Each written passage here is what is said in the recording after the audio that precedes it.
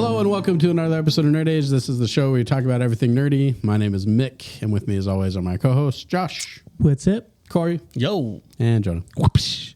Whoosh. Indeed. Welcome to the show, guys. If you like what you see here, please consider liking the video, subscribing to our YouTube channel, and sharing it with all your nerdy friends out there so we can grow this fun community that we're doing. With that being said, we're going to jump into some Indiana Jones and the Dial of Destiny talk. You know how it goes. We're going to do some non-spoiler, give our rating, and then we're going to spoil the whips out of it. Nice. So, Spoil the whips out. Whip. Corey has not seen it, but I don't think he cares that much. So Do not. the three of us have seen it. So we're going to just jump right in.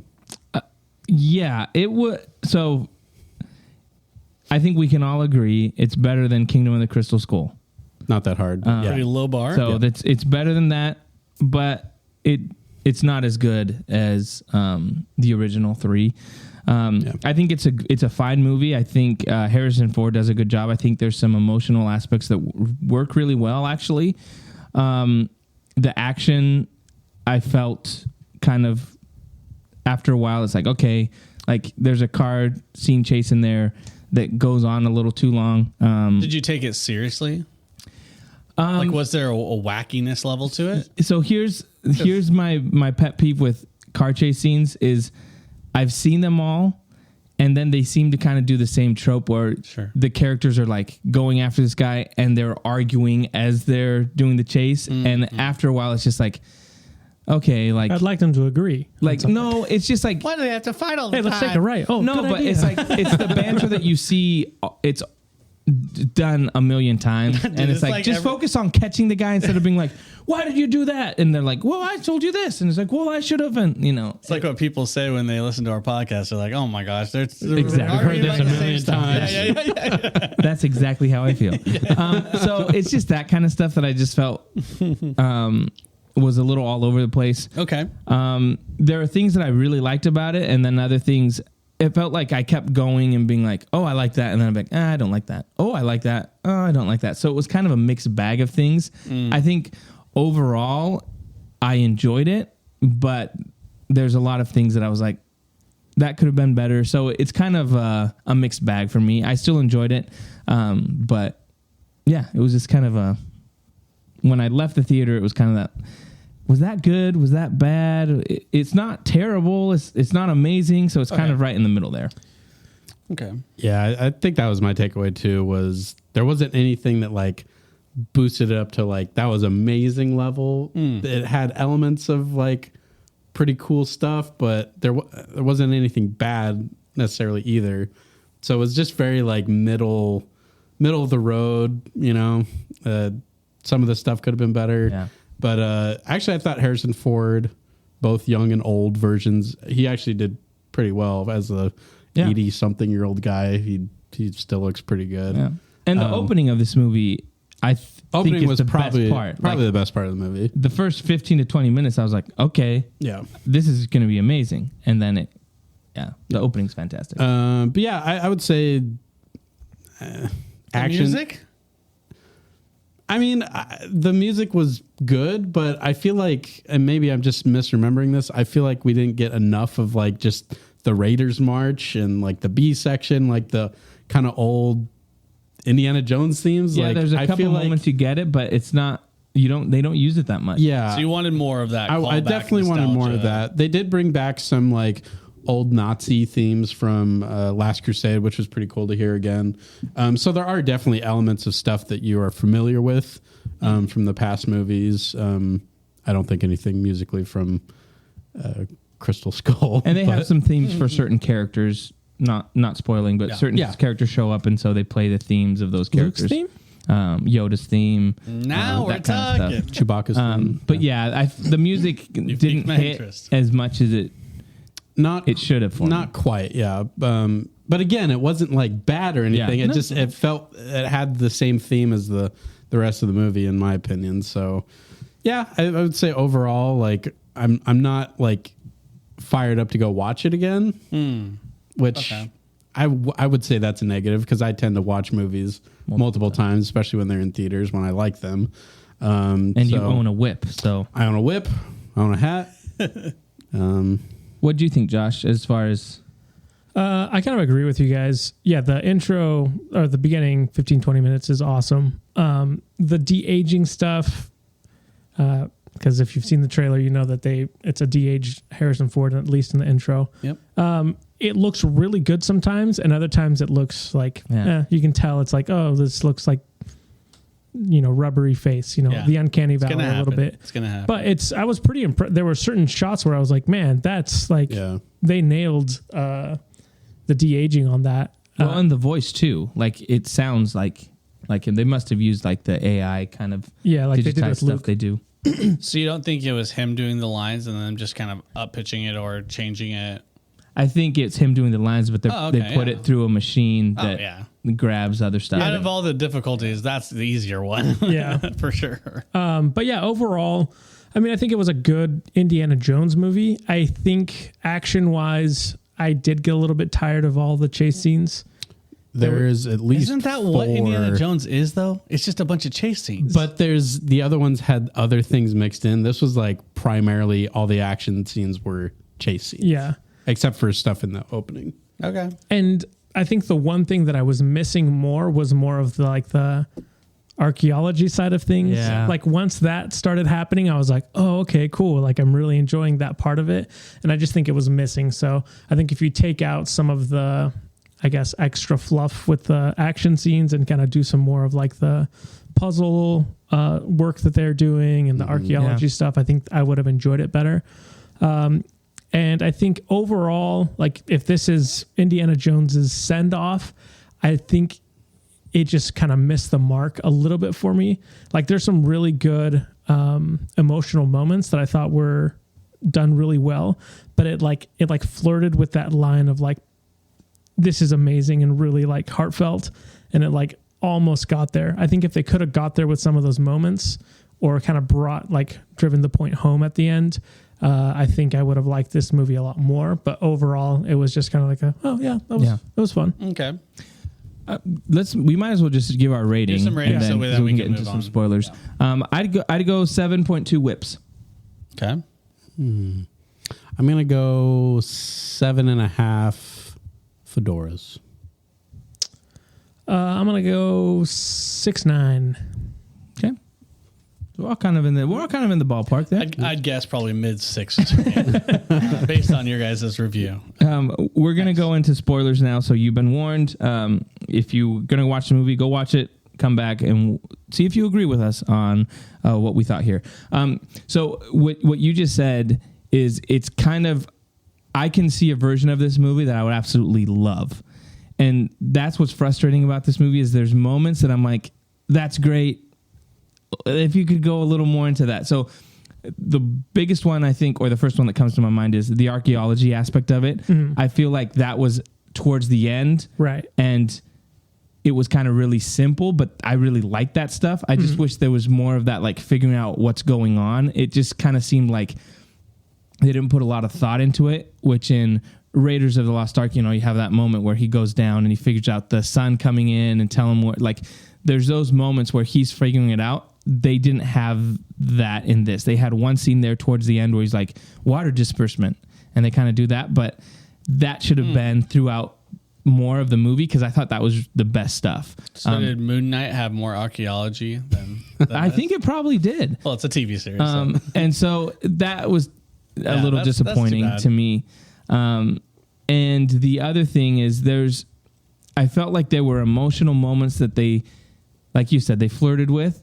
And I feel like they should have just gone full into that because those moments were good, but then they kind of cut back from that. I don't know if they were afraid to go deeper into those things, but you can really tell it with the girl. I can't remember what her name is. Wombat is what he calls her. But there was so much like contentiousness with them, but it never resolved into like, why is that happening? They kind of just kind of make a little like like little references to it, like, well, you abandoned me kind of thing. But I'm like, they never had a conversation about it. They didn't have a resolution of that? They do, but it kind of just comes out of nowhere. Like, there's not like a moment where you're Like at the very end? yeah, but there's not a moment where he apologizes or he makes it right for her to have this reaction. It's just kind of, she just has that reaction to be like, oh, I kind of like you now. So it was weird that kind of, I wish they would have gone in more into that and worked that relationship. So it was just interesting. What did you guys think of that dynamic? Because I know you guys didn't mind it as much. I thought that was probably the weakest moment. I think she's a great actress, but their relationship didn't really work for me. Yeah, I think as far as indie companions go, again, it's like it was just middle of the road to me. Not bad, not great. But in terms of her character, like, I think there was enough there to have some interesting background stuff. Like, she's the daughter of, I guess, Indy's best friend that we've never met until this movie. That okay. Can I just? That's a weird choice. I just want to say something about that. I feel like they missed out on like an easy layup of like connection back to the original trilogy. It would have been a little bit harder since his daughter. Yeah. That's what I thought she was. Since the actor's dead, but the actor that played Marcus Brody, that to me would have made more sense if she was his daughter. Yeah. That way we already have a built-in connection to who this is. Yes, we're still meeting her for the first time, but at least we have like, okay, we know Marcus. Yeah. It just makes it a little easier to swallow. So yeah, with that, it was okay. As far as her resolution goes, I actually think that she did have a good like character arc, because the whole movie she's really like a younger Indiana Jones, where she's just out for the fortune and glory type of aspect of why she's, on the journey of finding, I don't even remember what it's called, the Dial of Destiny. Whatever it's called. Antithesis. The dial. Yeah. Why don't they just call it the Dial of Destiny? I don't know. Anyway. Wait, did they not ever call it that? I don't think so. That's It's called the hilarious. antithesis or something like that. Something. So she definitely resembled more of that version of Indy. But then she does, I think, come around in the end where she obviously cares about Indy, wanting him to not stay in the past. Yeah, Like time travel, bro. time travel, yeah. Your favorite, Your favorite. thing. Those are They actually go back It in was the time past. travel. Nice. So that's why it's called the Dial of Destiny, because it was their destiny to always go back in the past and leave them the dial. Right. That, I hate that paradox. but I that's hate that outside paradox, of dude. the movie, so they never call it the Dial of Destiny because it has a name to it. But for us, we know that it was Indiana Jones' destiny to go in the past And dial it up. and yes, that's why it's Sure. But yeah, so yeah, I felt middle of the road with her. I agree. But yeah. Another thing that they could have just used, Antonio Banderas, I thought their dynamic together was Antonio better. Banderas is in the movie. Nice. Their dynamic was better. I was like, why didn't you Does he make the do a movie different Antonio voice? Banderas and him? No, he sounds like He's Puss in Boots. All Yeah. right. Okay. That would have been better to me. It's like, oh, you go on an adventure with Antonio Banderas. I thought their chemistry worked better, and that would have been, Or crazy idea, bring back Short Round. that's the other That thing. is what this movie was. Bring Made. back Shorty. Didn't they though? Nope. No. No, What about there's a kid in it that plays the Short Round character, but he's not bad. No, he's actually good. He's actually good. Yeah. Yeah. You should give but acting it's like lessons to nothing. the Black no Adam. screen No. time. Well, no, he's in it quite a bit. Oh. So it's her. He's friends with the girl. So he's with. So there's actually. He's probably half the movie is. Yeah. He's in there. Oh wow. But at we least, want yeah. the Short Round actor, the player, to come back. I just think it's a missed opportunity to be like have them reunite. You know? No, But I get it. what do you think, Josh? As far as well, whatever you want to talk about, I don't care. As far as, well, all right, we're going to talk about. I thought she was fine, actually. I didn't have a problem with Wombat? her. Yeah, Helena or whatever her name is. Yeah. I didn't have a problem with her character. I thought she was a good. It could have been over the top and like annoying, like oh she's this way, but I thought it worked well and kind of balancing her and Harrison Ford out, basically. I thought that was good. I guess I bought into the whole dynamic between them of like, oh, you know, her saying that, you know, you abandoned me, because we kind of see in that flashback that he takes the dial, his dad, you know, her dad's going crazy basically, and he's like, I'll call you when I get to the airport. I would assume that that didn't happen. Yeah. And that from that point on, it was kind of like, all right, I'm off doing my own thing. So I kind of bought into that. I didn't really have an issue. And I did like the coming full circle at the end with, I know you didn't like the moment, but her punching him was a good kind of full circle moment of what we've seen. Yeah, she punches Indiana Jones. Yeah. To save him. And I didn't like it. Yeah. Nobody hits Indiana Jones. No, I just think especially not a female. No, that's not it. I just think there are better. I think there are better ways to do it. There are better ways to do it, and that just seemed like cheap. I mean, the circumstance was fair enough. First of all, Indy It's okay to be specific on this. Yeah. Indy got shot, Okay. and They're in the past. they fly through a portal or something into the past. The Romans are attacking the whatever they are. place, other Greece. place. The Sicily, the Greeks, yes. It was a Sicily. I don't remember. Yeah. And basically, he's just like, you know, I'm probably going to be dead pretty soon. Just let me stay here. And she's like, no, you need to come back. You don't belong here. Blah blah blah. That's No, we'll drag you over. Yeah. Yeah. And so him just being stubborn, she just ends up knocking him out and bringing him. Against his will. Yes, and here's the reason. It's not that female punched Indiana Jones, because whatever. But I feel like Marion punches him. There's an element of it would have worked better. We talked about this. We talked about this in The Flash a little bit. That it's like he doesn't learn his lesson. I feel like the whole movie, there's that aspect of you abandoned me. If she would have used that line to be like, I'm not gonna let you abandon me again, and he listens to that being like, yeah, like I'm not gonna do that. That would have worked better emotionally, where she uses that trigger word, you know. She manipulates him. No, but he understands the reality of it. Like, where make he's it like, his choice. Yes, where he says, okay, you're right. Like, and then, or also bring up Marion. Like if he's, you can't abandon me and you can't abandon Marion. That would have, to me, worked better than her just punching him, it going black, and then they're back in present time. We're not going to show you how it happened. That to me felt a little just like cheap. Sorry, so what did you want them to do instead? I wanted, instead of her to just punch him, is to convince him to be like, using like, what? just the whole aspect of like the relationship they have. Like, when I was a little girl, you abandoned me. Like, you're not going to abandon me again, because he's estranged from his wife. Yeah, because they killed Shia LaBeouf, so he died, Spoiler and so alert. because of that, like they're estranged. He's grieving because he lost his son. I think that would have worked. He already shares that moment with her where he says, like, if I could go back in time, I'd tell him, like, don't go to the war. Moment. That was a great moment. So I think if if she mirrors that moment and says, don't go, right? Because he tells her exactly what he would tell his son. If she tells him that same thing, right?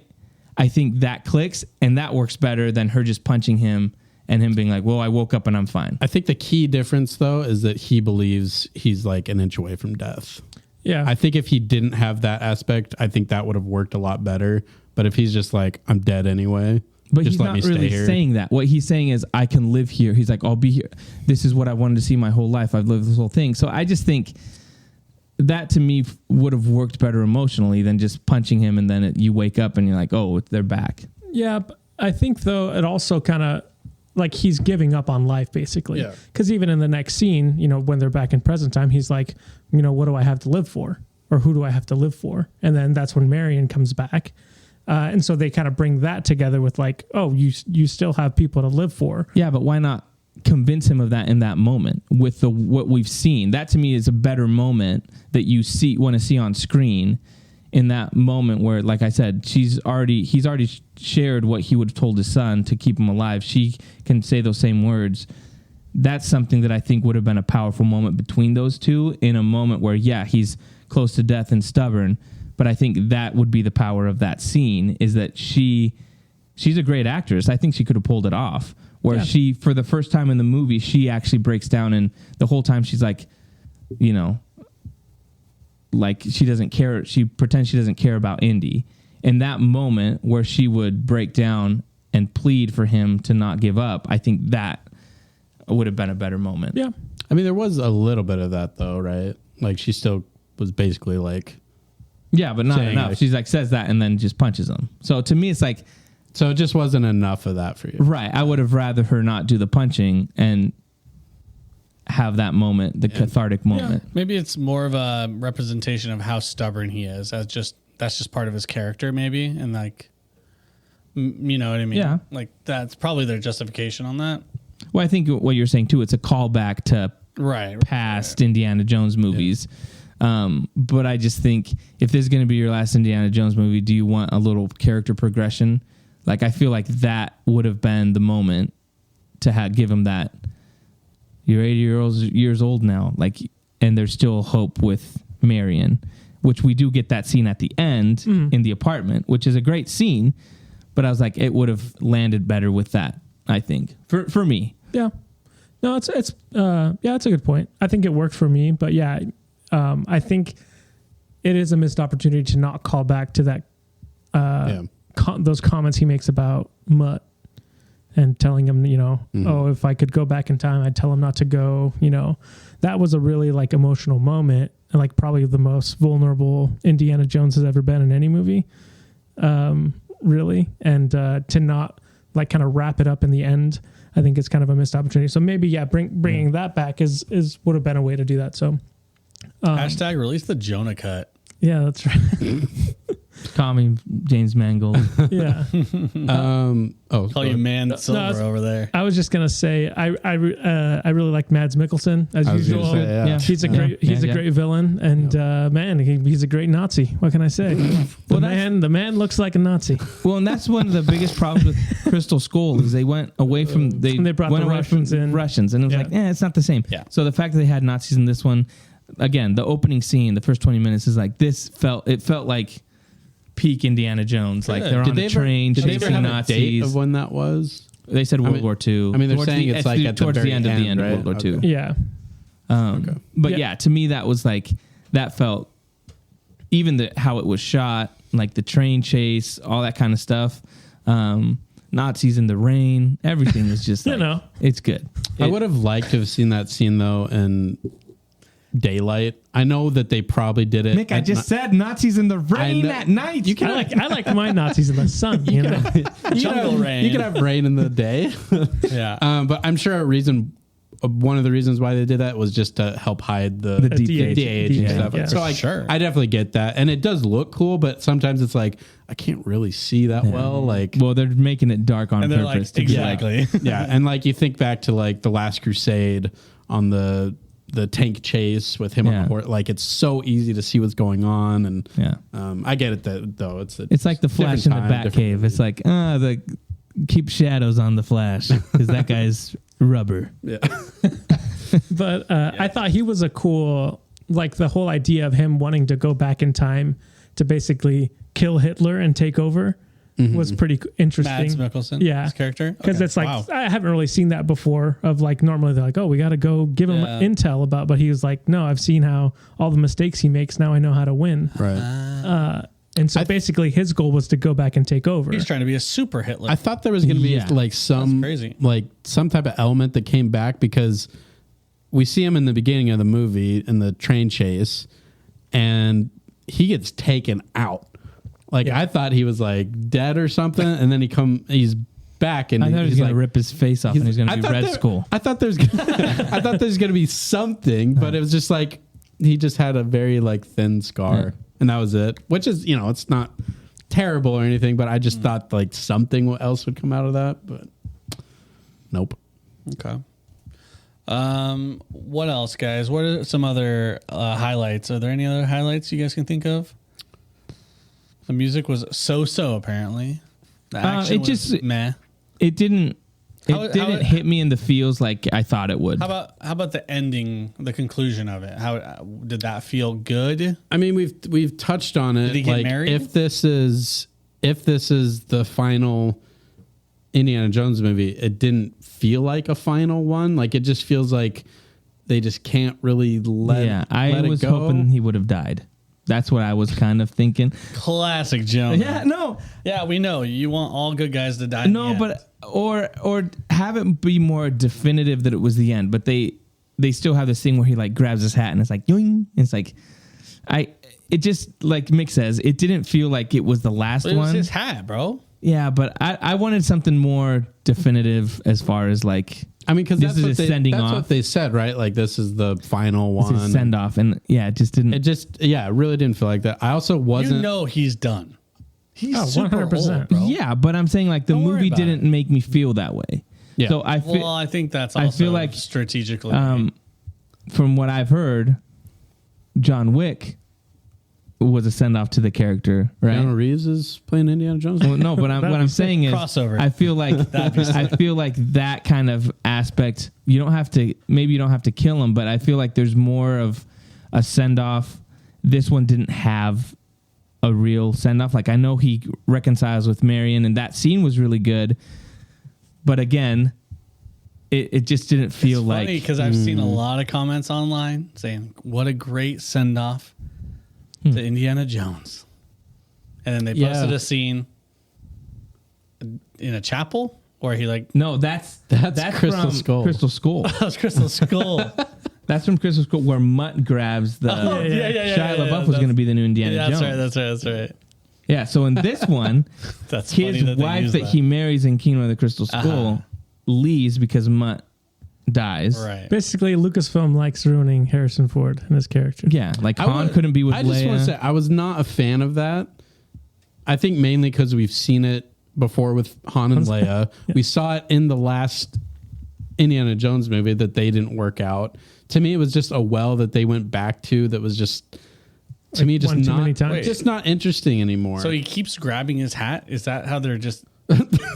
So last movie he grabbed his hat, and this movie in he the grabbed his last hat? movie, Mutt grabs his hat. I'm talking more about Marion and like Yeah, the That's the same well too. estrangement. So at the end of this movie, Yeah, I he was reconciles with I was connecting the two dots. I was like, wait, what? he reconciles He with grabs his hat Marion. too much. Okay, That's what I was like, what is? And then they go for the rest of the characters go out for ice cream, and then it's like shows them, and then it goes to his hat, who's hanging outside, and he just grabs it out of the window. Okay, classic. but no, like I don't think she needed to leave him just because their son died. I know there was more to it there than just him dying, but it was just like, okay, we've seen this before. Yeah, I think it. So he got friend zoned in the end. No, she comes back. Yeah, she's back in there. All right. Here's where I think it would have worked if there was a little more to it, because you don't really get that many scenes where he talks about it. He gets the one scene where he talks about his son. If he could go back in time, what he would tell him to keep him from dying. And he says, I would tell him what happens because he dies, right? That his mother was so grief stricken that she couldn't handle it, and our marriage fell apart. But then at the end of the movie, it seems like that wasn't the case at all. It was him, because she says, "Are you back?" Right? Yeah. So he's saying, "Oh, it was her," but the fact is, he's the one that's so grief stricken that he's not the same. And you can even see it, with all the colleagues that are at the party. His suit is wrinkly, like he doesn't care. He wakes up at the beginning of the scene. As he wakes up, he puts the whiskey in his coffee. Like he's the one. Dang. So that whole thing, and I'm like, they should have played with that a little more and had maybe some more flashbacks, or have conversations with him and Marion during that time. Was it you that was telling me that she had a much bigger part originally? I don't think so. Oh, I can't remember. Maybe it was my dad that my dad went with us to the movie, but I heard like an earlier draft of the film, she had a much bigger part. Yeah. And I think that would have worked much better because she shows up at the very end, basically. So that's a little weird to me. That I think there's a a universe where that movie has more of the emotional connections that then elevates this movie. But the problem, I think, is when you talking about Disney making movies, is they tend to go for the action beats over the emotional beats. I don't know why they're afraid to let you sit in heartbreak or emotional things. Like, it always has to be a joke, or let's go quick to an action scene. And I just wish they would eliminate that kind of stuff and be okay with being in those, like, those are some crappy moments, but the emotional aspect is you get attached to those characters and you can relate to them. Sure. And then the payoff hits better. And I think that's what was missing, was the payoff didn't hit because we didn't have enough of those moments where we understand what's going on emotionally. Yeah, which is odd because based off of James Mangold and watching Logan, you would think that the payoff would be, because that movie lets you sit in all sorts of terrible feelings. Oh, yeah. And then the payoff is good at the end, just with, seeing how, Logan goes through that movie. But yeah, so it's a little strange that, like, if you put those two movies side by side and a quote unquote send off, for the characters, like, one definitely does it a lot better than the other one. But yeah. Anything else you guys want to? Okay, so I had this as my number one. Oh, that's right. On Most my anticipated. list. If you could go back in time, would you change your list? Would you put Dune 2 at the top of your list? Oh. I guess we'll see when it comes the one out. that hasn't come out yet. Maybe this one will be the one. I definitely, at least right now, I would definitely still have it on my list. I think number one is too high. You rated it like a 7. Yeah. Something like that, 7.2 or something like that. Yeah, so makes sense. But I think I still enjoyed it more than I enjoyed season 3 of Mando. I got more enjoyment out of it, I think. And I didn't even have Mando on my list. So. But let me tell you this, though. The fact that they used Harrison Ford DH, that just means Han Solo confirmed for the Ahsoka series. You heard it here first. Yeah. You heard it here first. For sure. Yeah. At least, if it's not the Ahsoka series, it's definitely Dev Filoni's movie. Dev Filoni. Dev Filoni movie is going to have Han Solo in it, DH. But it's literally just plucked out of the Indiana Jones. Dial of Destiny. Exactly. It's just him in a undercover Nazi uniform. That's right. Nice. Well, that's going to do it for our Indiana Jones spoiler discussion. Let us know what you thought if you watched it. Do you agree with whip us? stuff too. That there wasn't any much whip stuff. Not much whip stuff. He whipped one guy. He whipped one guy the whole movie? Yeah. And he kind of whipped over head, heads. scares people. Yeah. Never swung. The other thing too is they did a good job of, like, every time he would run like 3 steps, and then it would cut to, like, And then he'd like him come getting around a down, corner. and he'd be like, Bro, yeah. and then he'd like Let me turn jump in a around. vehicle. He's old, bro. So it actually it works. I mean, he still works. But yeah, let us know what you thought. If you agree with us, if you disagree, we'd love to keep the conversation going. We're gonna move on to Secret Invasion. We're all cut up. Episode 2. I'll let you guys talk about it. I've got some thoughts, but you know what my thoughts are gonna be, because I'm Negative Nancy. But yeah, what do you guys think of episode Resident 2 Troll. of Secret Invasion and the spoilers? We're going to be talking spoilers. So Start on this side of the table and then move over this way. Why don't you start? Nope. Yeah, let's start negative and go maybe positive. I don't even know. Well, Because you guys didn't talk about the first episode, or you didn't. I so. talked about the first one. Oh, okay. you I want me was to the start? only one who was more negative on that. You want me to start? I was just saying Corey because he didn't see Indiana Jones. So Yeah. I feel bad. Yeah, we haven't heard you talk. much. Yeah. The fans demand your voice. Corey. I mean, yeah. So, okay. So we had the big thing about this episode is, I guess, the stories being more fleshed out. And I was saying from the previous episode that needed to be done, because I felt very like the story was very disjointed. And it felt like I just got plopped into it. And we talked about that's on purpose, and I get that. But for me, it just didn't work very well, because I need to be invested in the characters, right? I need to learn about these characters and actually want to root for them. I talked about that before. So this episode, so they did it a decent amount to kind of, you're starting to figure out who's on which side, how the dynamic is going on, and these big reveals of like, well, yeah, it's not just this little amount of numbers. It's actually 1 million of them, and they're already here. Like they're already integrated. hanging out. It's like, whoa, okay. And so I think some of these reveals that they're doing are very abrupt and like, it's like, we're in a train. Let's play a little game. You tell me something I don't know. And he's like, well, little detail. Susie and I There's were a million- doing it behind the churchyard. Yeah, his little thing was way different than Talos or whatever his name is.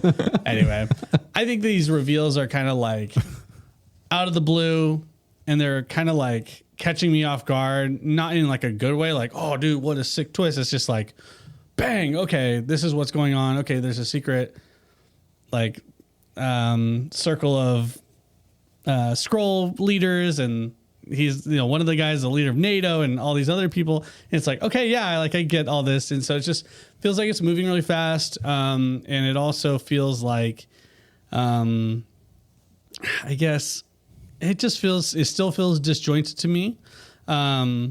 It's like they're trying to catch you up, even though the story is like pressing forward, and they're like, oh yeah, remember that? Okay, yeah, we're doing this now. And I think there's an aspect that's maybe missing the mark for me, where it's like, you're supposed to think, whoa, who else is a Skrull? Oh, is Rhodey? Is he a Skrull? And those things, I don't really, I'm not bought in. And I think that's a failure. Maybe it's just not my cup of tea, maybe. Yeah. But I think that's supposed to be a key point where we're supposed to discuss, who do you guys think You can't trust anybody. But for me, that feels really cheap. And it's like, well, that's stupid. Like, what the heck? Like, all right. Like, I guess at the end, you guys will just like say, oh, this is the guy. And it's like, okay. So I don't know. For me, it's just, yeah. There's not this like really good buildup. It just feels like everything's just kind of just being thrown at you out of nowhere. And I'm kind of unsuspecting. I'm like, oh, getting hit in the side of the face. Like, oh, okay. All right, we're doing this now. Okay. As far as acting, I like the bad guy, Merrick. Yeah. I like this character. I think we've seen this actor before. I like him in general. I don't know where. I don't know what he's in. But he looks familiar. He's going to be in the Barbie movie. So Awesome. Wouldn't know I'm watching Oppenheimer. Yeah. After Barbie, right? I thought the reveal at the end was good, or interesting, I guess, with Fury and his lady. That was interesting. Does he know? Yeah, he knows. Yeah, he's got to know. He knows. I don't think so. Why would she have changed? It was just a habit. It's someone shows up. I don't think he knows. I don't think she knows either. She knows. Okay. She knows. And yeah, I mean, I think it's okay. I think that's where I'm at. And anyways, what'd you guys think? Josh, what'd you think?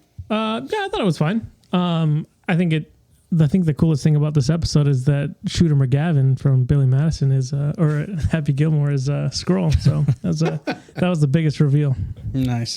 Huge. But yeah, I mean, I do like the villain, and I think exploring kind of like the reasoning behind, you know, what he's doing, which I feel like is probably a pretty generic. It feels very basic. Like, oh, you promised this and you broke your promise, and now I'm going to kill everyone now. Typical revenge. Yeah.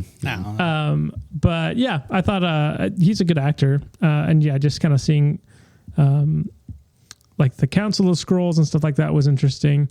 Yeah, the whole Rhodey thing hit me.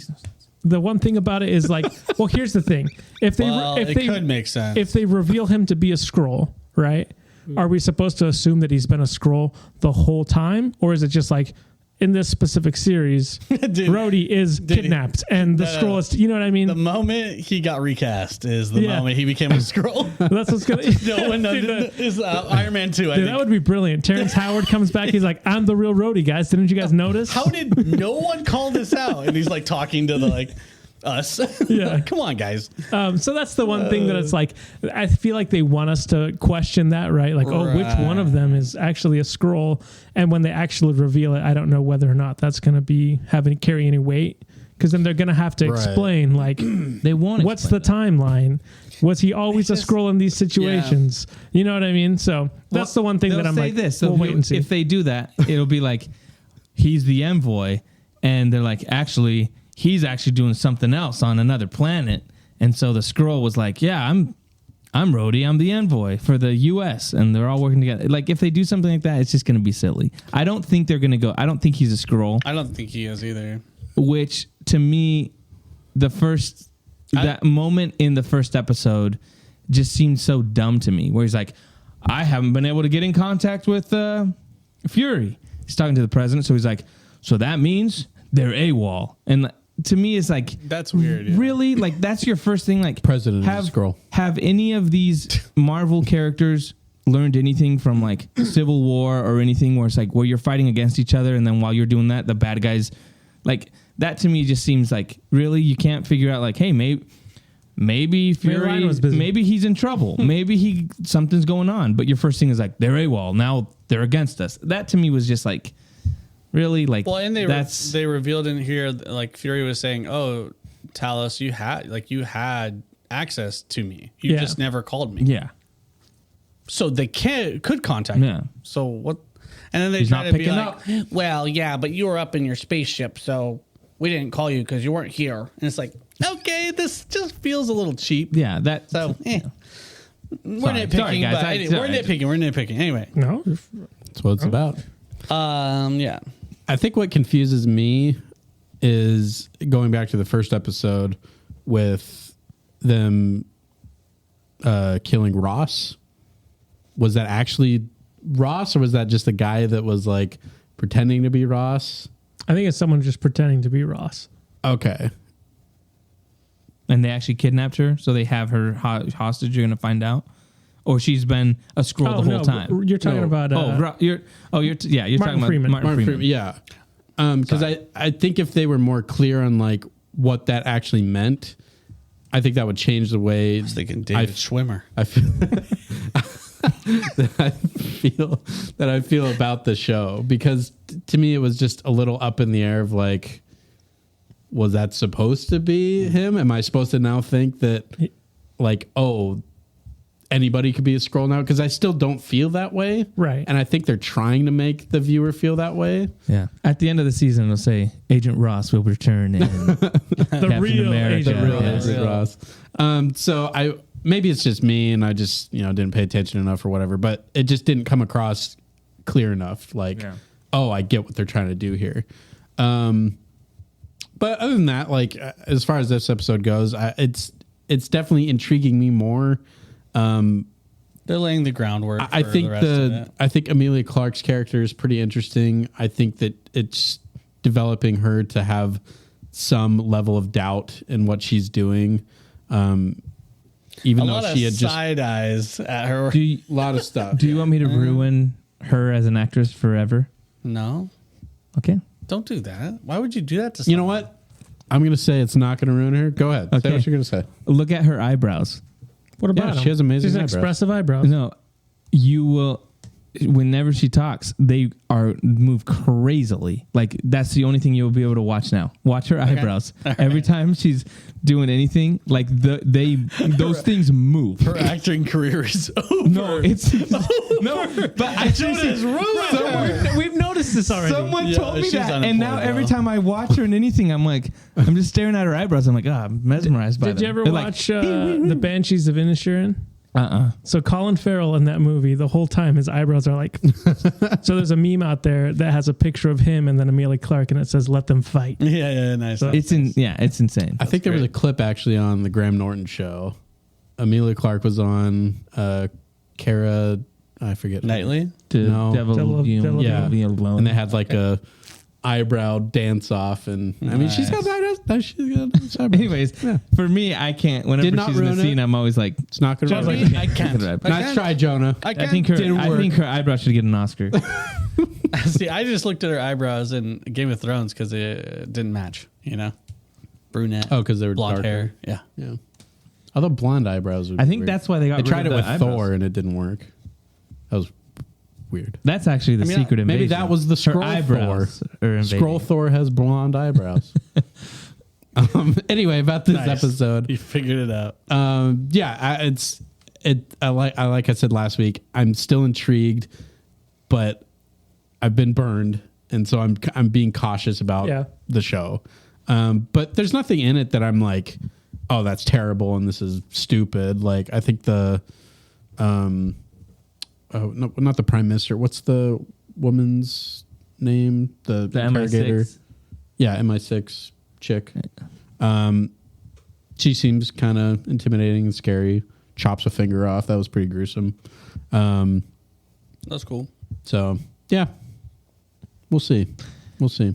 I think next episode will really, for me, like determine how I'm feeling about the show. It's just so like, it's early still, even though they've showed us a lot. I just don't really know how I feel about the show yet. Yeah, and there are 6 episodes. Yeah. So it'll be the halfway. Next, And they're long next week. episodes. Yeah. I mean, they're like an hour. Yeah, I guess for me, the thing that I struggle with the most is I don't buy the Nick Fury is like washed up and old. Like they're trying to sell me this whole thing. Like everyone's like, you've lost a step. Like every conversation he has with everybody is like, You used to be 3 steps ahead. Now you're 3 steps like behind. he's playing chess with the agent, and she's like, "Yeah, you're not good enough anymore." The MI6 lady's like, "Yeah, you suck now." Like, and everybody's kind of having that conversation with him. Rhodey has that conversation with him, where I'm like, I get it. Like everyone's gonna question him, and even the bad guy's like, I could have killed him, but I let him live. Like whatever, and that's gonna come back where he's gonna save the day, of course. But to me, I'm just not buying it because.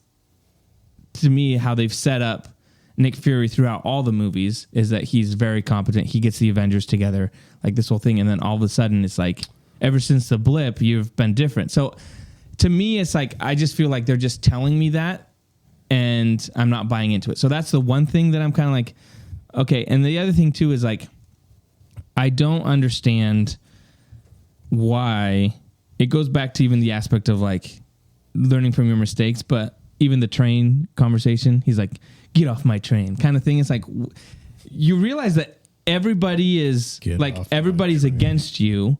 Like no one wants to be with you. And the only ally you have is like, get off my train. Like this whole, like, let's fight. So then at the end we can reunite and do this thing. It's just a played trope at this point. So to me, it's like it's not convincing to me in the story. I thought you were going to bring up the point of, and I think we talked about this even before the series came out, was in this episode, he kind of addresses it where he's firing him or whatever. And he's like, I'm the only one who can fight this battle. Or he's like, you're saying you're the only one who can fight this battle or whatever. Mm-hmm. And it's like, it's such a weird dynamic that they're kind of like forcing on the narrative where it's like, Fury's got to be the hero in this story. And it's like, that's the part I don't buy into, where I'm like, yo, if you really claimed for this to be this crazy of an invasion and they could get a hold of like nuclear, codes and they're already ruling NATO and all these big countries. Like if it's really that crazy, we're really not just calling up a few. Well, and they keep mentioning the Avengers, right? They keep being like, well, the Avengers, like, oh, I got the event, so it's that whole aspect of like, shouldn't they be the first on the line? Like, instead of sending Rhodey to this thing, shouldn't you be like, well, maybe the Avengers should step in? Right. And they addressed that where he's working for the White House, the United States' interest. So, yeah, it's a little iffy on at least as far as like where I'm sold on it. But, I'm open to what they do with it for sure. Yeah. It does, though, really feel like we missed a movie or a show with Fury before this, because I think the last time we see him, he's like fine. Well, and then in Saber, and I think Far From Home. How does this fit in with the trailer for the Marvels? I don't know, because he's on Saber, and I don't think he has a beard. Nope, and he's just kind of like goofing off, like, "Hey." So the Marvels is before this then. Maybe unless he goes unless back he's up. a scroll up there now. They sent a scroll or up if he there. goes back up after this. If he concludes this. Yeah, so it's just kind of it's weird when everything's connected like that, because then you're like, and then they just say present day, so you're like, present day, like so right now. Dude, I will freak whenever out. You're watching it. It's right then. Dude, mark my words. If by the end of this, on the last episode, he like actually isn't the one who beats them, and it's like literally Miss Marvel, I'll freak out. Or like Carol Danvers, I'll freak. I'll be like, seriously, all of this for that? But I doubt that'll happen. But Yeah. So far, what are you guys thinking? What's your guys' feeling so far? Like, are you entertained when you watch it? Are you being entertained? I think I'm more intrigued than entertained. Okay, you're being intrigued. Is that a good thing or a bad thing? I mean, I guess it's not a bad thing because I'm still watching it. So Right. It's not so like it's on the I'm positive bored out of side. my mind. Like, oh, this is dumb. Like, Right. Yeah. There's interesting storylines that I am curious to see what the resolution is. Yeah. Okay. Whether or not they deliver on that, remains to be seen. But yeah, for me, it's been like, Are you it's Are you interesting. invested in any characters so far? I really like Talos so far. Okay. Yeah. He's the one. Him and his daughter's story, I think, is the one that sticks out the most. Okay. would Nick agree. Fury, I just don't really like Samuel L. Jackson anyway. I'm not a huge fan. So like when he's like, "Have you lost your reptilian mind?" I'm like, okay. Okay. There were some that's a little pretty Sam Jackson. There were some pretty That's just cheesy Sam lines. Jackson. Yeah. Ad lib in there. That was kind of a low blow. He didn't need to say that. Yeah. Messed up. Can I give you real quick? And you gonna My- ruin Samuel L. Jackson? No, my least Look at his eyebrows. my least favorite part of the season, and whatever. All 2 I know what they're trying to do. But the conversation between him and Rhodey, to me, Okay. Let me just bring this up. What if he is intentionally firing him so he can do his own no, thing but off it's not the grid? that. What drove me crazy is there hasn't really been throughout the movies of the Marvel thing. Like Fury's never had this chip on his shoulder, and all of a sudden in this conversation, he talks about, well, how people like us, how did we get in these positions? It took us forever, like as a brother, right? So they're introducing this race aspect to it, where that whole conversation is about that. And to me, it was like, why are you bringing, like, I know you're trying to do this whole, because they are playing with this whole like Skrulls or a different race and they're here, but now they're playing this whole thing that was never a thing when Nick Fury shows up in Iron Man and tries to recruit them. It's not this whole thing was like, why, as a black person, it was hard for me to get into this position. And now all of a sudden they're throwing it in there and Rhodey's doing it too and they're going back and forth with it. It just seemed really out of place for the characters, especially when you've had African-American characters in this universe that have prominent roles. And it just seemed weird to me. And that all of a sudden was like Nick Fury's big thing. His whole point of this thing was like, Yeah. we worked hard. People like us don't get in positions like this. Like that to me was like, it was weird because it just felt like you're bringing in like real world things into this comic book world, but it never was a thing that Nick Fury was about in the movies before. Does that make sense? Yeah, I get what So you're it just saying. felt it was emphasized. fabricated. It was emphasized in this conversation for sure. Which would make me think every single Skrull would choose to be a white person because they get right. If that's the whole thing, What? if that's the whole thing. Oh, Okay. Right? They're Okay. saying like it's hard for people of color to get in positions, high positions. So I mean, every all the Skrull- people at the council, none of them were African American. Yeah, but there was an Indian lady and Oh. and They don't the look like- main they don't villain look is like African Samuel L. American. Jackson. I'm just saying. It just seems out of like it's coming out of nowhere, and I well, know. Rhodey's a scroll. You're wrong, right? And so I just think, to me, it's like that because Samuel L. Jackson, even in episode 1 or 2, that's not even a thing. And all of a sudden with Rhodey, it's like that whole conversation was geared in that sense. So it just felt weird. It felt out of place. I mean, I will say that there have been dynamics. I don't know the quote or the movie, but I'm sure there's been interactions between like Falcon and like Rhodey, like being homies in that way. Like I'm sure there's been, I mean, you know what I mean? Like feel there's a connection there, and I think they've played that before. I think they've done. Yeah, I think they I brought. don't think it's like 100% out of the way. It just but- seemed heavy-handed Sure. to me in that conversation. Okay. Yeah, sure. I mean, it was emphasized for sure during that. Yeah, so. I just don't know in what situation in any of the other movies would Nick Fury have to bring it up. That's you know true. what I mean? But that's true, what I'm- 'cause that's the only time he's been He's fired. like my boss, just saying stuff about his boss. But like that's what randomly I'm- in Iron Man. It's like it's different in a show when you have time to explore more stuff. You know what I mean? I do get what you're saying though. It just seems weird though, because like he's one of the most powerful people in the world. Like, dude, you got the Avengers together, And then But it wasn't easy. then all of a sudden it's like, man, like people like us. I'm like, what do you mean? Captain America's one of you. So, Well, and he's America. Captain of America. well, not anymore. So No, he is. Isn't Mackie Captain America now? Yeah. in this, oh, sorry, I thought you were talking about the. Okay, No. gotcha.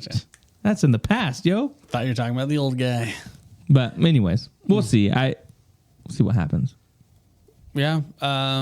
Cool. Yeah. I mean, that's episode 2.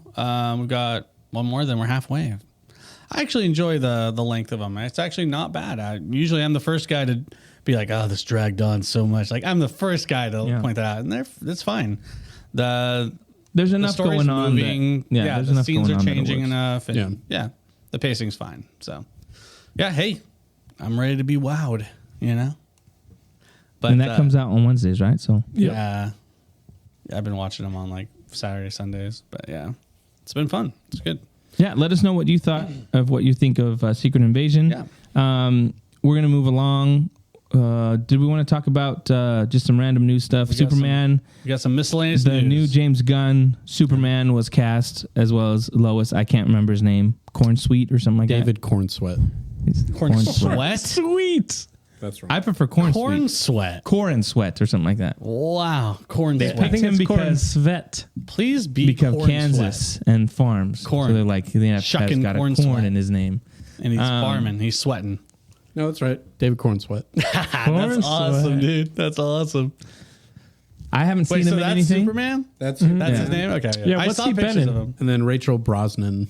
She's is, the Lois marvelous Miss Maisel, right? Yes. Okay. Yeah, so I haven't seen Pierce any that's a good- Brosnan's daughter. Yeah. I haven't seen any movies he's in, but I did look up some clips, and I think he could, I mean, how many times have we got casting for specifically comic book movies, and you just hear people just immediately trash it and say they'll do bad, and then Heath Ledger. more often than not, it's pretty good. I think that the casting is fine. Yes, it sucks that Cavill's not Superman anymore, but I think the guy looks like Superman. He sounds like Superman. The stuff that I saw, like I could definitely see him pulling off a Clark Kent. So I'm optimistic. I'm hopeful. I know it's probably not going to be easy for him, like hearing all the Snyder fans out there. Hey, it's not just Snyder Well, I mean, fans. he's it's a going lot to of be Henry Cavill he's fans going that to be aren't Snyder. directly compared, and that's unavoidable. He, mean, he, he's already I mean, part he of it. looks. They're He already looks like calling him Walmart Henry Cavill. Is what they're calling him. Who's calling him that? You The called him internet. The internet. You called him It was trending on Twitter when he was announced. They said Walmart Henry Cavill or Dollar Store this, Henry though. Cavill. I did see Dollar Tree. he looks similar to Henry Cavill. Yeah, He looks that's like why a cross between that's why like the Henry name. Cavill and like Tom Welling. Which, you know what? They look like Superman. So there you go. Yeah, but the thing with because I mean, even if you look at pictures of Henry Cavill when he is in the Christopher Reeve suit, you're like, that dude's skinny and doesn't look like Superman, and he bulked up. You know what I mean? So it's like an unfair There's also padding in the comparison suit, to like- be like, Okay, valid point. Yeah. it's an He's unfair got room comparison to to be grow, literally. Yeah, exactly. Valid point, Josh. Thank you. Take that, internet. I don't know why I'm take defending that. David Cornsweat. I haven't I seen a don't know. single What a thing. name, dude. What a I haven't seen a name. single movie. He's I in. think whatever he does, he looks like someone that could play Superman. Yeah. I think the problem for me is not him. The problem is the person writing the movie. It's like James Gunn is writing Superman. So that's where I can't get super excited for this movie, just because I'm not a big fan of James Gunn. And I know there's a lot of people that are super excited for what James Gunn is going to do. But a lot of the things that I'm seeing, even that James Gunn is saying, I'm like, that's Man of Steel. Like that, the thing that's driving me nuts is there's people that are out there being like, oh, I can't wait for them to do this. Like there's some guy that's like, he's got I can't remember what I think it's like Superman movies or whatever. Like he's got a huge, like he does all stuff for Superman stuff, but he hates Man of Steel. And he posts this picture. He posts this picture of a comic, and he's like, oh, I hope James Gunn does this scene in his movie. And it's basically Clark running away through the cornfields, and Pa Kent is chasing after him. And he, like the comics, and his dad, Pa Kent, says, I should have never showed you the ship, right? And the kid's like, well, he says something like, can I just be your son? And Pa Kent says, you are my son, right? Like that whole thing. And I'm like, that scene is exactly in Man of Steel. What are you guys talking about? Well, But there's this whole thing, like that's one of the best scenes in Man of Steel. So to me, there's this whole narrative of like, oh, now we're going to get how Superman was intended to be. And I'm like, all the stuff you're asking for are stuff that was in Man of Steel. So it's just that whole cool dynamic of things. Or when James Gunn announces, oh, it's going to be a story about Superman dealing with being a child from Krypton and a kid from Kansas, and how he has to deal with the aspect of having two fathers and two. I was like, that's Man of Steel. so it's going to be a Superman story, is what you're saying. But That's Superman. But to be like, when you could have, to pretend like we're going to get something that we've never seen before is like, no, because that's why they got rid of Cavill, because it was like, no, we're going to do something we've never seen before. We need a younger Superman. It's like, you picked a guy that looks like Henry Cavill. So, I mean, why Henry not do Man Cavill of looks Steel like too? Superman. I mean, I totally get what you're saying, but at the same time, like, why wouldn't you pick someone that looks like Henry Cavill? Henry Cavill looks like Because you fired Superman. Henry. Why did you not use Henry Cavill? They don't want to use him. I don't know. I'm saying. I didn't make the choice, but like Okay, that's him, right? Yeah. showing a picture of David Corn Sweat. So the main character from that '70s show looks like him. Topher Grace. Yeah. Topher Grace? Yeah. So he's not only is he a dollar store Henry Cavill, He's a dollar store Dollar Venom. Tree Topher Grace. Wow. Fantastic job, James Gunn. Promise. But I mean, there's definitely two sides to like his performance. It'll be the writing, which will be all on James Gunn, but then he could be like a great Superman. Like, for instance, Superman Returns, not a great movie. Writing wasn't that great. I think Brandon Routh, I never know how I think to it's say it. Ralph. Corn sweat. I think he was a great Superman. He did the best he could have done. Yes, he was like basically a Christopher Reeve Superman, but I think he did a great job. So Walmart Christopher Reeve is what we call him. time will tell.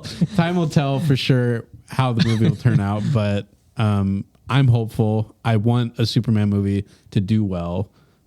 Yes, I would still love to have seen Henry Cavill do Man of Steel 2 and keep doing his stuff, but like I want to be optimistic about this. I think everyone should do a hot take on this situation to spice it up a little bit. A hot take on this situation? Just on this situation with the old guard, the new guard, everything about the Superman. I don't see why we need a new Superman. Boom, hot take. I'll say I don't think Superman is that hard to do in general. I think he's pretty easy to do. Jonah, well, you're full hot takes. I hope the Superman failed. Yeah. Yes, we can tell. not that And much Mick, of a hard hot take. I hope it's amazing. Okay. Okay. Yeah, I don't know. As far as the cast, like what I have liked to keep seeing Henry Cavill as Superman, yes, Sure. but that's not going to happen. Yeah. Yeah. So it's like at this point, is it not? it's not going to happen. He's doing Warhammer. Yep. So at this point, it's like, why am I going to hold that against this random dude that got cast as Superman? I'm like, you're not Henry Cavill. It's like, no, Henry Cavill's gone. It's a new Superman. So like, hopefully he does well. I agree. Like the whole James Gunn stuff. It's like, I'm not a huge fan of James Gunn or his writing. So Yeah. that's a huge question mark about how the movie is. But like, as far as the casting goes, I'm like, sure, yeah, he looks like Superman. Well, hopefully he does a good job. Exactly. So yeah, I can't fault him for not being Henry Cavill because Henry Cavill's not Superman anymore. Yeah. If anything, it's it's a high likelihood of this movie and this Superman and this writing is going to make Henry Cavill's Superman look a lot better, based on James Gunn's track record with how he treats superheroes. So And you're wrong. We'll at one thing. You said you can't fault him for not being Henry Cavill. Well, my wife faults me for not being Henry Cavill. So how's that not fair? That's your wife's fault. That's crazy. That's some unrealistic Why are you expectations. not Henry Cavill? Every time we watch The Witcher. Yeah. Well, you don't have to worry about that next season. So Yeah. Why don't you look like won't Liam watch The Hemsworth? Witcher. I don't think I'm watching The Witcher after this season. do you just refuse to watch anything that doesn't have Henry Cavill in it? No, but the reason he's leaving The Witcher is because the people writing are going away from Source material. So to me, it's like Yes, you had someone who was super into the lore and knew what, like, wanted a direction for it, and he's leaving because you don't want to follow that. To me, it's like, It's so funny and that's too. death sentence. It's funny too because then you hear people, oh, well, I heard Henry Cavill's hard to work with. Yeah. It's like, no, dude, he's just more into the things than you guys are. You guys don't Yeah. know what you guys are talking about. And he's the nicest dude. He's the ever. nicest Like in dude. every Yeah. movie, all He's the so directors cool. talk about how like he's awesome. Like best. all his like co-stars, like Yeah. all the stuff that's coming from that is coming from people that are. When I heard that, I was like, get out of here. No one believes you. And name one other person that could do a better bicep reload than he can. Nobody. No one. We'll be waiting here for a long time. Well, let's move on. Okay, You had I've got some- one you little had fun thing. I hope you guys didn't hear about it, just so I can lay it on you I guys. probably heard about You it. probably did. You probably did. Blue Angel told him. So they dropped this today, a trailer for an anime. Why would I bring up anime in this show? You guys aren't into anime. Mega Man anime. You guys aren't into anime. I'm not. Let me throw this at you though. Suicide Squad, Oh, I did see that. specifically The game. Harley Quinn and the Joker. That's all we saw in the trailer. Mm-hmm. An anime with them. It's DC's Suicide Squad. Isekai. Do you know what isekai is, guys? Let me tell you. It's Japanese for probably reincarnation or something like that. Anyway, it's not reincarnation. It's an isekai is when an anime character in like the real world gets teleported to a different world. Okay. So this is where it gets interesting, boys. So it's an anime. So Japanese anime of these characters, right? They're just wreaking havoc on the, Gotham City or whatever. Somehow they're going to be teleported to a different world. A fantasy world. It's like when Batman went into they did the Batman Batman Ninja. Wasn't there also a crossover with DC and Ruby? Was there? I think so. Yeah, it was like a younger DC characters with Ruby. That's crazy. Yeah, If that's true. I'm pretty sure. Pretty sure. I think you're lying. That's crazy. I never lied. never 'Cause saw that's Rooster Teeth, which is interesting. But Yeah. anyway, I was just gonna say, check it out. Just look at the trailer and tell me what you guys think, because I would have never guessed that a DC comic story would be into an anime, let alone an isekai, where it's these characters are being teleported into a fantasy. We're talking high fantasy, medieval, dragons, armor, wars, villages. What the heck? It's so off the wall. I was just And like, just Joker and Harley Quinn. That's weird. is it though? I'm not sure if that is. I haven't confirmed that. Oh, okay. Because it's called Suicide Squad Right. for a reason, and it said DC's Suicide Squad Isekai. So, it is so off the wall that I was just like, no way this is a thing. I thought it was like a joke. Then I watched it and I was like, this is really good drawing and the art's really good. And I was like, you know what? Anime might be just where they belong because they are crazy and it might just fit. Anyway, I'll be curious to see the art style, because it is kind of weird. they redraw the Joker to be more anime. Okay, And same with her. She's more ooh kind of more. because they kind of do that. They kind of do Yeah, that right. with like Batman Ninja. It's kind of the same. Like when he gets transported, like then they have like the Jokers are drawn a certain way. Batman And Ninja's more like not shonen, shogun, Yeah. samurai. yeah, but it's Fifth Age weird kind of stuff. It's weird to me that they're kind of using This is same characters a little bit. Does that make sense? Same Because like characters? the Joker's in that one, So is Harley Quinn. and Harley Quinn's in that one. So I to mean, there's me, only so many characters, right? in But to DC. me, it's kind of interesting that they're gonna, not that they're going back to that same well, but it's kind of in a similar vein to be, like it's gonna be very different. so it's very kind of different. interesting to me. But I'll have to It's see gonna the be trailer. very different. Isekais are a whole different beast. because I actually don't remember with the Batman. Did he get teleported there? Yes, they go in the past. Okay. They like So that's he's totally different than he's what I'm doing talking something with the villains, Yeah. and they all get Yeah, that's transported back to like the. That's him just being placed in history. This is being placed in a totally different realm of existence, a total parallel universe where there's dragons and all sorts of crazy stuff. Anyway, this is very crazy. It's super off the wall. Check it out. Let me know what you guys think in the comments, because I'm interested to see. I'm definitely going to watch it. I'm just intrigued. James Gunn writing it. Gosh, I hope. No. It's a studio. I wonder where it's going to be too, because DC, is it Paramount Plus or who's doing DC? No, they do stuff? Max. Max. But they normally release So it their might be on they Max. normally release their stuff like on video, so they're straight to video release, like all Yeah, their yeah, yeah. animation stuff. Yeah. and then after that's a everything. couple months, then they'll be on Max. Oh, I see what you're saying. Okay. Yeah, so they don't usually go to streaming day. Well, it's just One. interesting because it's an anime, so I don't know if it's going to be hosted on an anime website or if it's going to be on Max or wherever. But we'll see. Who knows? Cool. Yeah, Anyway, I just thought I'll it was check out that video. crazy. You guys got to check it out because it is like, what the heck? Do you know when the release date is? Nope. And I've got a call on this one. I think it's going to be decent. I think it's going to be better than the last Suicide Squad that we watched. Well, That's I not mean, that I can guarantee it. well, DC.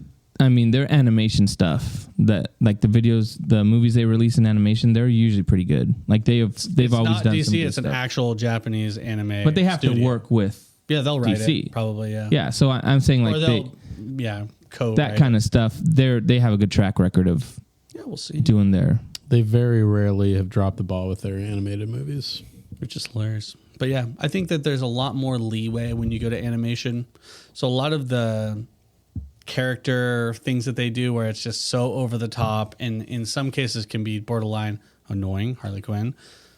Work. It can work a lot more. Yeah. Yeah. So I've got a feeling it might be good. But yeah, that's all I wanted to mention. Nice. Suicide Squad, the isekai. What a crazy thing. That's weird. That I don't know what the fixation is with the Suicide Squad though. I feel Harley like Quinn is very popular. yeah, I feel like that's even when we wanted a Superman game and they're like, we're getting the Suicide Squad game. I was like, really? Suicide Squad? So it's weird that that's kind of the movies, the It video really games, was like after that. I mean, the they Harley were around. Quinn cartoon show. Like it's a weird. But yeah, after that 2016 movie, it was just like they're everywhere. Yeah. Because they also did like 2 animated movies, like Suicide Squad, Yeah. Escape from Arkham, and then Suicide Squad, another. Yeah. So weird. it's, I don't know. I guess there's a Someone's watching. big fandom. I mean, Batman wouldn't fit in this world. Like he's too serious. So Joker and Harley Quinn are going to fit a lot better. So, yeah. Do you know who the cast is? Nope. No idea. Will you watch that? But I would recommend watch watching that in Japanese yeah. with subtitles. Yes, because it's going to translate way better. Yeah. But what else did you guys I think that was it. chat about? Nothing else? The Dune trailer dropped, but Mick didn't see it. He doesn't want to be spoiled. Oh, dude. It was I just heard more from- of the same. I heard from Josh that there was just more spoiler stuff. I mean, it was like a 3-minute trailer, and they basically like showed you. I mean, not spoilers, but Right. it's like basically like let me just lay plot. out the a whole lot of movie. sand, Plot stuff. you know. There's a lot of worm riding, and you know. Yeah, Dude, spoiler, bro. I didn't need to know that. and Christopher Walken, it's in it. I got a fever. You know, more shots of Zendaya just kind of looking into the sand and Yeah. blue eyes, and Mm-hmm. you know. But yeah, next week, Saying hopefully, Paul Atreides. yeah, Josh will hopefully have his new Wormwood table. Hopefully next week. Hopefully. They're Supposed to supposed- get delivered on Friday, and Yeah. UPS is slacking. I'm about to write a strongly worded letter towards them. So that'll be cool. Yeah, and then next week, Mission Impossible. Well, no, it'll be the week after that. Mission It's week Impossible, after. Yeah. and then the week after or that, 12. Oppenheimer Oppenheimer. comes out the 11th, which I'm actually thinking of going on Tuesday because it comes out Tuesday. $6 Comes movie out tickets. Tuesday. Yeah, Really? at Regal. I thought you were going to watch that in IMAX. Not Mission Impossible. Oh, Shot in I thought you were talking No, I'm about talking about Oppenheimer. Mission Impossible. Comes out Oh, I thought you were talking on about Tuesday. Okay, gotcha. and there's I was tracking $6 Oppenheimer. tickets. So I might go on a Tuesday if you guys want to go. And then Oppenheimer. Tuesday. I want to buy my ticket for Thursday. So if you guys are gonna go, you guys gotta let me know so we can. Are we doing Barbie Coordinate. first or after? Huh? Barbie first. No, after? no, we're never doing Barbie. What? I'm gonna attach a Barbie. This podcast Firecrackers is to gonna get Barbie. split. Okay, The Barbie Corey and I- Oppenheimer. how about this? Corey and I will go watch Oppenheimer. You guys watch Barbie, and then we'll talk. Okay. You guys can't watch Oppenheimer though. Okay. Only Barbie. Well, you can't watch Barbie. yeah, You got sweet it. deal. You got it, Chimp. You guys Come heard on, it? Barbie. Let's go party. Yeah, that's right. Best line of that movie. I think that's it for the episode this week. Make sure you follow us on YouTube, Facebook, Instagram, TikTok. We appreciate you guys listening. We will be back next week with more Nerd Age Podcast, and see you all later. See you. Bye.